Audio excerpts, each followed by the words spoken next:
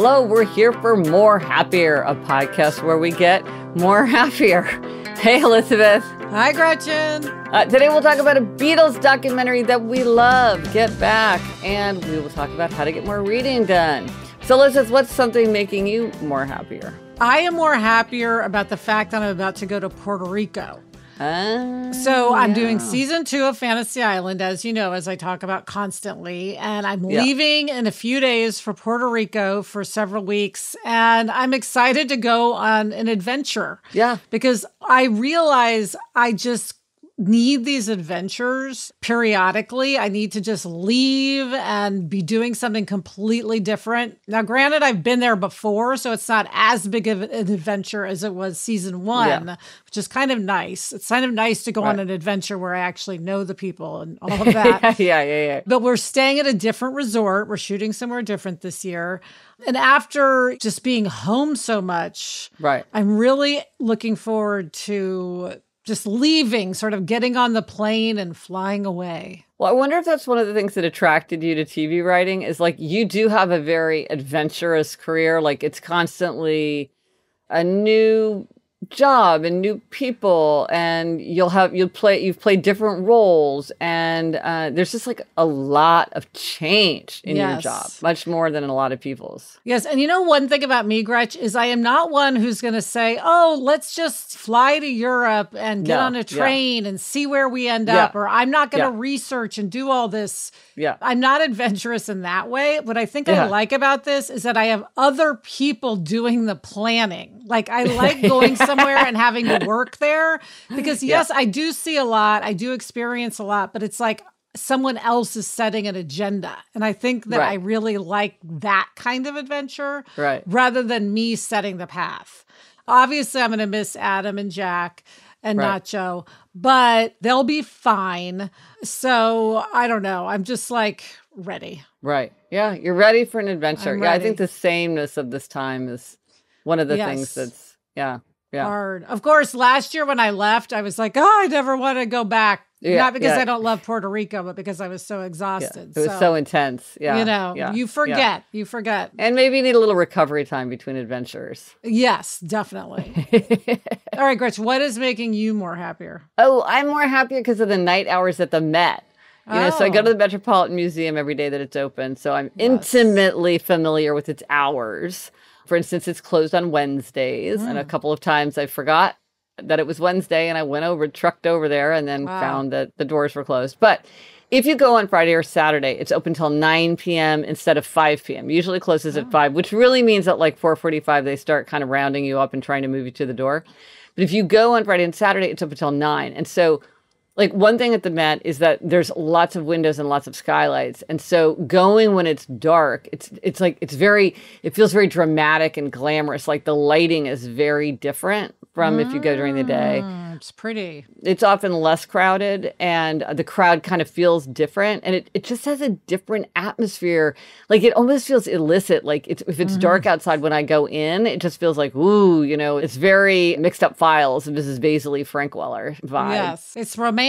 It is. And I really like that they do this because I think it shows an institutional knowledge, which is like, maybe for some people, they can't come until later because they work long hours or for whatever reason. I just think it's like, it just makes me really happy to be able to experience something that now I've experienced so many times, but yet it still has new angles for experience. It's interesting because you set an intention to go to the Met every day for a year, and then the year is up and you're doing it, you're just continuing on. Yeah. Is this the rest of your life? You're gonna kind of, at least for now. I think it is kind of the rest of my life because I just love it so much, and it's just very different doing it every day than just doing it some days. That's so cool. But it was fun. Like I told Eleanor, like she and a friend were, wanted to do something, and it's really cold here in New York City right now. So I said, well, why don't you go to the Met? And they loved it. So I love going every day. Nice. At every hour. It's also fun to go really early. Yeah, so that's making me happier. Good. Okay, Gretchen, let's take a break. And then when we get back, we're going to talk about Get Back, which I've already talked about, but now you've watched it. So we're going to talk about why it's amazing, what we've learned from it, why we're obsessed with it, all things Get Back. Okay, Elizabeth, now quality screen time, where we talk about a TV show or a movie that has been making us happier. And yeah, Elizabeth, whenever you tell me to watch something, I should just go ahead and watch it, because you told me for years to watch Mad Men. And when I finally did, of course, I couldn't watch it fast enough. You said about Get Back, you're like, you should watch it. I think you'll really love it. Yeah. And of course, the minute I started, I couldn't get enough. It's so good. Yes. So for anybody who hasn't seen it, Get Back is a 3-part documentary series on Disney Plus that Peter Jackson did, who directed Lord of the Rings. Yeah. And it is about the Beatles making the album Let It Be. Yes. And the idea when they did it was that they were going to do a documentary of them recording this album, and then they were going to do a show at the end. They were planning to do a show on television. Yeah. They hadn't been touring or playing for a long time in public, so that was a deal. And Let It Be ended up being the last album that they released, although not the last album they recorded. Right. And so they had many, many hours of footage, and this is, I think, 8 hours. And you and I both felt like we could have just watched it forever. Yes. I want to see every piece of footage. Yes. It's fascinating. Yeah. But I will say this, if after 10 minutes you're not interested, this is not for you. It doesn't change. It is watching the grass grow. Yes. I mean, on the one hand, they're doing it incredibly quickly because they're doing an entire album in, like, what was it, 21 days or something? So in a way, it's intensely concentrated. But minute to minute, you feel the hours that they're feeling. Yeah. So if you don't like it right away, you're not going to like it 3 hours in. So feel free to bail, I would say. Yes. You're just watching the Beatles do their thing, basically. And what you and I think, both loved about it is it's really seeing the creative process at the highest possible level. I mean, as you and I are both Beatles fans casually, like kind of, the Beatles, like the average, of course, as one does. Yeah. Yes, but we are not Beatles obsessed. We don't know all the albums. No. We didn't know a lot of stuff before we watched this. I barely knew their names, like who was who. I mean, I knew John and Paul, but Ringo and George, I was like, it took me a second. I knew, but I had to think pause. about it. Yeah. But really, you're seeing the creative process. And I was telling you, initially, how I loved that it reminded me of the most amazing writer's room ever. Yeah, okay, so why is that? Tell me, what is it? I totally get that, but spell that out. What is it about it that reminded you of the writer's room? Well, one, it's the stop and go nature of it. It's that someone says something and then somebody else goes, yeah, and then sometimes that clicks. Or somebody goes, yeah, but they really don't mean yeah. And they go in another direction.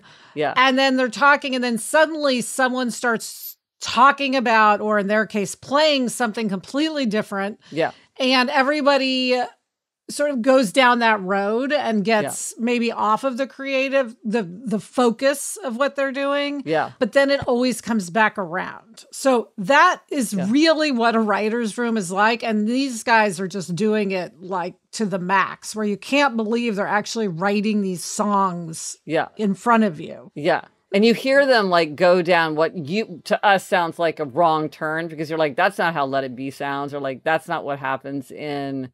what's the song that you and I, Elizabeth, were saying as our favorite song? I Got a Feeling. I got a feeling. You see it going in all these different directions. But it's interesting, listen, because it sounds like this might happen in the writer's room, where it's sort of is someone going off track, or are they not going off track? Sometimes something that looks like a tangent actually ends up being important. And so, and you see them being frustrated, especially Paul, where it's are we staying on task? Are we not staying on task? What does it look like to stay on task? It's a creative paradox or tension, which is when are you working and when are you goofing off? Because sometimes goofing off is what ends up being productive. And you saw that happening with them. Yes, and what you also see happening, which also happens in writers' rooms, and I'm sure all creative places, is the egos. And fragile egos. And George Harrison, for instance, he actually ended up leaving at one point because I think he felt his voice wasn't being heard. Yeah. And that's a big deal. in the creative process is that people feel heard. At the same time, if you have someone in charge, and we're going to talk about the boss nature of it, that person has to have the final creative say. So that was the other thing I just found really interesting, that all of them are so talented, but they still have fragile egos. Right. And I don't mean that in a bad way. I mean, that's just being human. Right. They wanted to have each other's respect, and they wanted to be listened to. And well, the other thing, it was interesting, and I know this from talking to you at the writer's room, is like there was a lot of humor. There was a lot of kind of clowning around and goofing off. And sometimes, again, it felt like, is this taking us off task? But then on the other hand, you're like, well, it really diffused the tension and alleviated the boredom of just the kind of the grinding, relentless nature of needing to like do what it took to move these projects forward. And so I thought that was interesting to see how they would play around or allow themselves to have those moments of lightness. Yes. Even where to me, I had a stress stream while I was, as I watched the documentary over a couple days. I had a stress stream on one of the nights that like I was part of the process, because you feel the deadline. And like in the documentary, they show you the pages being crossed off of the calendar, and you feel the weight of it happening, and you're like, you don't have time to goof off. But I know better. I'm like, there is time to goof off, because in the end, that's what helps a team work better. Well, a couple of funny things about that, Gretch. One, I think it would be hard for you. You are such a task-oriented person. Yes. Yeah. I think you would have a hard time doing this, being totally in a collaborative environment like this, because I think it would make you really stressed and uncomfortable. I don't know. Bring out my humorless side. I don't know you would enjoy like being in a writer's room, for instance. And the other funny thing is like the deadlines, I relate to this so much, and I think a lot of people do, with needing a deadline to get something done, because this deadline was completely arbitrary. Yes. They didn't release the album, right, for months or however long afterward. It's not like they had to hit this date. And they weren't even sure they were doing this TV show, and they didn't end up doing it. And then they could have just said, oh, let's just all come back in a month. Well, and even the show, the live performance, it's like they ended up doing it on the own roof of their building. So they didn't even had to have like the reservation. They talked about various halls and places that they wanted to get that they ended up not getting. So in the end, you're right. It was all a fabrication. Like it was a goad that they could have disregarded at any time. And yet you did feel like it was really important that it was there, that it did give a kind of urgency and focus to what they were doing. And there was like a tacit agreement to nobody state that. They could just completely ignore it. Yes. Because they all had to buy into this deadline. Yes. But, they were the Beatles. They could do whatever they wanted. But everybody needs a dedeadline, or most of us do. You don't, but most do. I like not having a deadline. I feel like it stresses me out, but that's unusual. But if you're collaborating, maybe you need a deadline. And then, Gretchen, one thing I've thought about in terms of just the creative process and the fact that, they would redo something for hours and hours, and they had to do like 14 songs, but they would get stuck working on the same song, just the same verse over and over and over, like, wanting to perfect it. And it made me think of this Yeats poem, part of this Yeats poem called Adam's Curse, about basically how poetry is really hard to write, but it needs to look easy. And I will read that section. It says, "We sat together at one summer's end, that beautiful, mild woman, your close friend, and you and I, and talked of poetry. I said, a line will take us hours, maybe. Yet if it does not seem a moment's thought, our stitching and unstitching has been naught." And that's the thing about when you see what the Beatles put into every song, and yet, when you hear it on the album, it feels just so effortless. Yeah. That's really the artist at work. But also they had that relentless pursuit of quality. That was what was so striking to me, is they weren't willing to settle, even when other people were like, it's good. I mean, I remember at one point, Paul McCartney was like, well, it's kind of plodding. And I was like, well, that's pretty harsh on yourself. And then he said something like, somebody said, oh, it's good. And he's like, it's good until you decide it could be better. And it's just this relentless pursuit. And then at the end, it just seems like, oh, it just falls off their guitars. Yeah. Yes. Gretchen, you know who else absolutely loves the Get Back documentary is our producer, Chuck, who's been in an environment like this. So, yeah. Chuck, we want to get your take on Get Back. Yeah.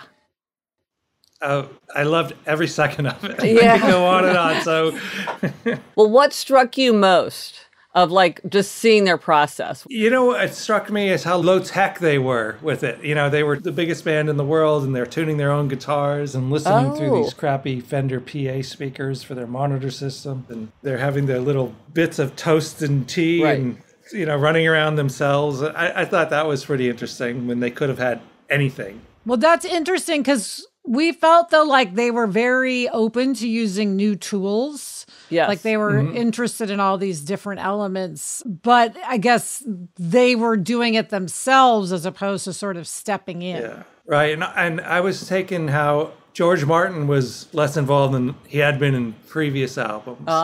But I would say that Glyn Johns wins the Wardrobe Award. The engineer. Yeah, it was so fun just seeing what they wore every day. It was. And you saw, for instance, John Lennon one day came in and had clearly taken a shower and like dried his hair. And he like looked completely different. And was like, oh, John showered. I know exactly. I noticed it too. I was like, his hair is so light and fluffy. Yes.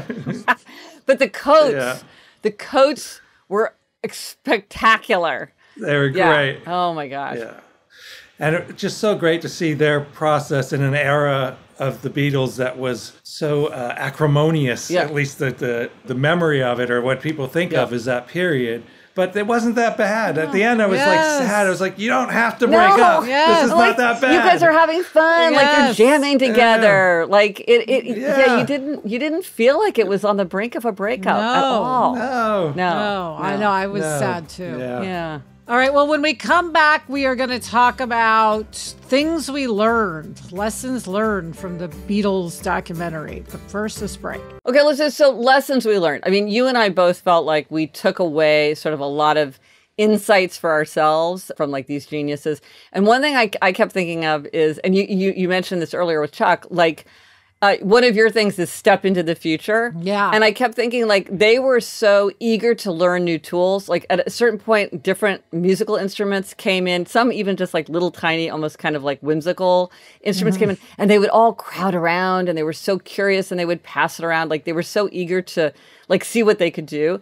And then with the technology, like that's interesting that Chuck was saying that they had their own hands on it. And they kept saying like, these other bands have this or that, or we have 8 tracks, but we want 20 tracks. And at least to me, it seemed like they were very eager to learn how to bring new tools into their process, where you might think, well, at a certain point, you maybe rest on your laurels and you're like, what we do is good enough. And so we don't have to think about new ways or new elements. And so I thought that was interesting that they seemed very eager and enthusiastic. It was like it got them all energized. It wasn't like they weren't rolling their eyes. And I thought, well, that's good. Like, remember that if you want to be creative, creativity can thrive with new tools, and so embrace new tools. So that made me think of step into the future. What lessons did you learn? Well, the other thing that was interesting was how the dynamic changed when they brought in this keyboard player named Billy Preston. Yes. It showed how bringing in a new voice can completely change the dynamic. And it's interesting, again, for me right now in our writer's room, we're using a lot of freelancers. So where I'm actually experiencing that, where you have a vibe and then suddenly someone comes in and it's completely different. And it does energize, to have a new voice. Yeah. And they even commented on that. They did. I think it was I don't remember who it was, but one of them said, Billy, you've really given us a lift. They mentioned it to him in his face, and they also talked about it when he wasn't there, just saying like they were very aware that he had energized them. And like when he walked in the room, he just sort of dropped by and they like all sprang to their feet and like he was an old friend. But it is interesting to think like maybe you need a new collaborator, or you need to bring somebody else into the process to change the atmosphere, because he kind of changed the vibe among the room. Yeah, I mean, I could see even if you were like doing something at work and like bring in someone from another department to just get a new perspective, new eyes, a new presence. Yeah, new presence, because every personality matters. You know what also struck me, and at some point points it kind of confused me, is they had such a calm way of disagreeing that sometimes I was like, are they having a fight? Yes. Like, what? Like, I don't understand, because they would just say it so calmly. And even when like George left the group, he didn't storm out. He didn't knock his chair over. No. He's just like, yeah, see you around the pubs. Yeah, I know, right? It just walked out. I was like, wait, what? Yes. And there were several scenes where they were really disagreeing, but they just had such a calm air. And to me, I thought that seemed very wise, because it's like, you can come back from that more easily than if people are like being very vehement and cursing and using a loud voice. It was all very, and maybe, I don't know if that's British, kind of that understatement, or it's just their personalities and their way of working together. But I thought there was a real lesson in that you can say your piece in just a very quiet way. And that also, I think it made it easier. Like at one point, Paul McCartney and George Harrison were arguing. And the fact that they were just answering each other calmly, I think, kept it more conversational than like a big blowout. Yeah. And a takeaway for me from that too, which is interesting, is like they were old friends. Like John and Paul, 13 and 14 years old, got together. So isn't that amazing? Yes. And I think what's interesting about that is they could have even had knockdown dragouts and still been able to come together. And so the fact that they didn't do that is interesting. Yeah. But also because they'd known each other so long. And Sarah and I have this, we almost have a shorthand way to argue. You know what I mean? Because we've done it so many times that you kind of don't need to go there a lot. You can shorthand it. So you can just kind of hand wave and be like, let's stipulate to the fact that I said this half hour's worth of stuff. So anyway, it's interesting. But also, like, okay, talking about you and Sarah. So Sarah Fain is your writing partner. She has been for such a long time, co-host of Happier in Hollywood, and you've been friends since high school. Do you think that having that relationship going back really to childhood, to the hometown, do you think that that is kind of like irreplaceable? I do. I really do, because it's a trust. Like the trust you have in having known each other's families and grown up together. Yeah, same neighborhood. Yeah, you just, and having all of these shared experiences at a certain age, you just cannot replace that. And that's why I feel like the Beatles, again, from all of us watching this, were still at their core, they loved each other no matter what was going on, because they had that childhood friendship. Right. It's interesting. You forget how young they were when they came together. I mean, they were young when that all came to an end. Yes. I mean, when the documentary, weren't they only in their late 20s? Yeah. It's extraordinary. But again, on this idea of how they related to each other, it was so interesting to me about this. Who is the boss? Do we need a boss? Yeah. Like there's this one part when Paul McCartney said, I'm scared of me being the boss. I've been the boss for a couple of years. And he didn't want to be the boss, but he felt like he had to be the boss. Then at one time, Paul McCartney and John Lennon have a private conversation. And he's like, you're the boss. I'm the secondary boss. And John Lennon was like, not all the time. And Paul McCartney's like, yeah, all the time. So it's sort of like, who's the boss? And then in another time, Elizabeth, you had told me to watch out for this. They said they had this leader, Brian Epstein, who died at 32. And at one point they said, what was his role, Elizabeth? He was their manager, I believe. He was their manager. Yeah. Right? He was like this visionary manager who helped them from the very beginning. And at one point they say like, oh, it hasn't been the same since Mr. Epstein died. Because, it would be so fascinating if we could see an earlier documentary, and see what role did he play for them, because they seem to be missing that like, who's the boss, and people wanting to be the boss, not wanting to be the boss, wanting me to be the boss. I just thought that it reminded me of this Andy Warhol quotation that I think about all the time, where Andy Warhol writes, when I think about what sort of person I would most like to have on a retainer, I think it would be a boss who could tell me what to do, because that makes everything easy when you're working. And that's kind of what they needed. They needed a boss on retainer. Yes. Yeah. And they didn't have that. On retainer is important. So you only access them when it's convenient for you. Exactly. Saturday afternoon, they're not there. Yeah. It's not a boss. It's a boss on retainer. Yeah. Exactly. Oh, so Get Back. Can't recommend it enough. I know. So good. I know. This gives me a lot of leverage, Gretch. Next time I tell you to watch something, I'm going to remind you of this. Oh, honey, you've won my trust. Like now, like turn it on that night. But now let's have a spotlight on a tool. We love to watch TV. We love to watch movies. And we also love to read. And so this episode, we're going to have a spotlight on tools that will help you to get more reading done, because nothing makes us happier than getting reading done. That is true. So one thing is there is a free PDF called Reading Better Than Before, which is 7 tips for getting more reading done. And I will post a link to that in the show notes. Elizabeth and I, we did a podcast episode because, of course, we did hashtag Read 21 and 21. And in episode 310, we did a very special episode that is just full of our hacks and listener hacks about tips, strategies, approaches for getting more reading done. It was so fun to collect those. Can I just say, for anyone who just can't get reading done, please just try audiobooks, because give a pitch for audiobooks. That is my request, is that please try audiobooks, because I've had a really hard time reading just with having all this work and my head buzzing and spinning, and audiobooks have really helped me up my reading. Absolutely. And when people say, does it count? Of course it counts. Yes, it does. It counts. Okay, now the quotation. I am going to read a quotation. I love the work of Christopher Alexander, an architect who writes a lot about sort of the philosophy of architecture. He has a book called The Timeless Way of Being, which I love. I actually love A Pattern Language more. I will put links to both of those. But this is an observation that he made from that book. He wrote, "If I consider my life honestly, I see that it is governed by a certain very small number of patterns of events which I take part in over and over again. Being in bed, having a shower, having breakfast in the kitchen, sitting in my study, writing, walking in the garden, cooking and eating our common lunch at my office with my friends, going to the movies, taking my family to eat at a restaurant, going to bed again. There are a few more. There are surprisingly few of these patterns of events in any one person's way of life, perhaps no more than a dozen. Look at your own life and you will find the same. It is shocking at first to see that there are so few patterns of events open to me. Not that I want more of them, but when I see how very few of them there are, I begin to understand what huge effect these few patterns have on my life, on my capacity to live. If these few patterns are good for me, I can live well.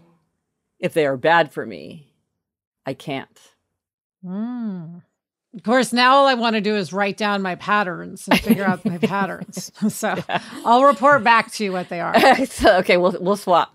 So Elizabeth, are you feeling more happier? Yes, I am feeling more happier. Yay. Thank you to Chuck, and please get in touch. Gretchen's on Twitter at Gretchen Rubin. I'm at Elizabeth Kraft. Of course, our email address is podcast@GretchenRubin.com. For everything related to this episode, go to happiercast.com. Bye, Gretch. Bye, Elizabeth. The best time to start a happiness project is 20 years ago. The second best time is now. Are we supposed to keep doing so? Check to sort of take us through different expressions.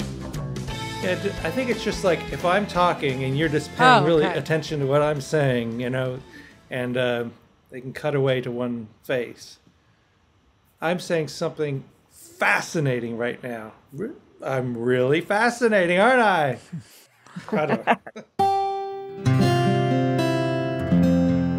From the Onward Project.